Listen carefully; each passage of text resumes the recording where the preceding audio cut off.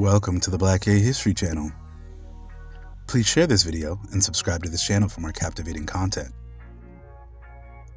The Caribbean nation of Dominica has recently legalized gay relationships and intimacy, making the world just a little bit more tolerant than it once was before.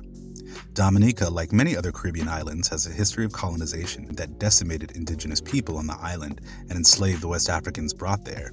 And like many other Caribbean countries, Dominica, not to be confused with the Dominican Republic, held on to the homophobic laws from the British colonial era.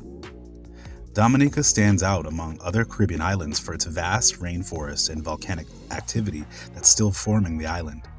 Dominica has other Caribbean neighbors like islands Martinique and Guadeloupe, and is one of the few Caribbean islands that still has a small indigenous population called the Kalinago people, that were once just called Caribs. The reason why this is remarkable is because colonization eradicated so many indigenous people from the Caribbean and truly all of the Americas. For instance, the reason why Jamaican people, my ancestors, have strong African ancestry and hardly have any native roots is because the natives, the Arawaks who lived in Jamaica, were almost completely exterminated before the West Africans arrived on the island. That's why it's so important we challenge the norms of European colonization imposed on people of color, especially these homophobic laws that were imposed on the Caribbean people when they had no rights at all. Incredible websites like Erasing 76 Crimes keeps me up to date on LGBTQ progress, which is where they got the name 76 Crimes when they started the online publication. According to 76, this new ruling from the High Courts of Dominica now leaves 65 countries in the world that still criminalize gay people, which is out of 195 countries total.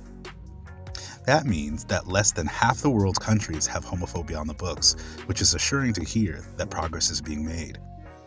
The High Court of Dominica ruled the colonial-era buggery law was unconstitutional, though many religious organizations in the country, including the Catholic and Anglican churches, were fighting to uphold the homophobic law.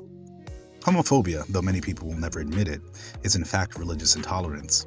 Medical and scientific officials have been affirming of gay people and trans identities for many years now, and telling everyone in a country that they must uphold Christian standards that were enforced by British colonialism is religious discrimination. And I hope more people realize that's what is happening around the world. Minority Rights Dominica, the premier LGBTQ and human rights organization in Dominica, has been supporting the plaintiffs who challenged the country's laws in the courts, and the founder and leader, Daryl Phillips, wrote a very impactful speech on the website Erasing 76 Crimes. Here's a quick quote from Daryl Phillips' letter, and for the full article and letter from Phillips, head to erasing76crimes.com. Ladies and gentlemen, fellow Dominicans, today we gather to mark a significant milestone in the journey towards equality, dignity, and freedom in our beloved nation of Dominica. After years of relentless advocacy, dialogue, and legal battles, Miridom celebrates a monumental victory for the LGBTQ community and for all who cherish human rights. The era where bullying and taunting could be justified under the guise of the law is over.